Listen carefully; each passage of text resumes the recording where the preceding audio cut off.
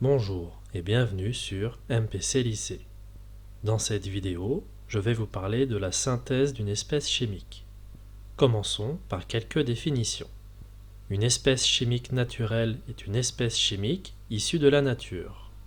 Une espèce chimique de synthèse est une espèce chimique synthétisée par l'homme et qui existe dans la nature. Une espèce chimique artificielle est une espèce chimique synthétisée par l'homme et qui n'existe pas dans la nature. Les différentes étapes d'une synthèse sont les suivantes. Étape 1, la préparation des réactifs. Étape 2, la synthèse. Étape 3, l'isolement du produit brut. Et étape 4, l'analyse du produit brut. Au cours de l'étape 1, on recherche les pictogrammes de danger et les consignes de sécurité pour chaque espèce chimique utilisée, réactif, produit, solvant.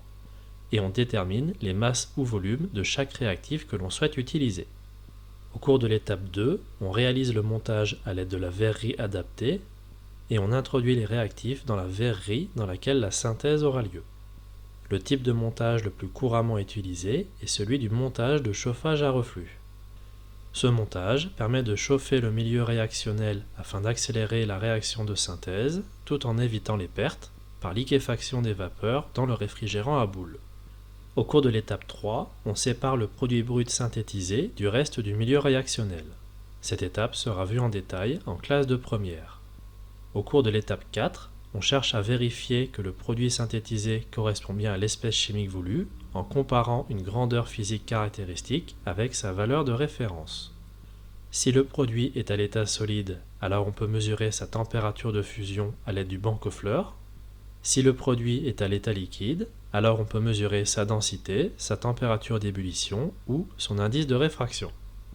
Que le produit soit à l'état solide ou liquide, on peut l'analyser en réalisant une chromatographie sur couche mince ou CCM. Sur la plaque de chromatographie, on aura un dépôt pour le produit brut et un dépôt pour le produit pur issu du commerce. Voilà, c'est tout pour cette vidéo. N'hésitez pas à vous abonner, à laisser des commentaires et à poser des questions.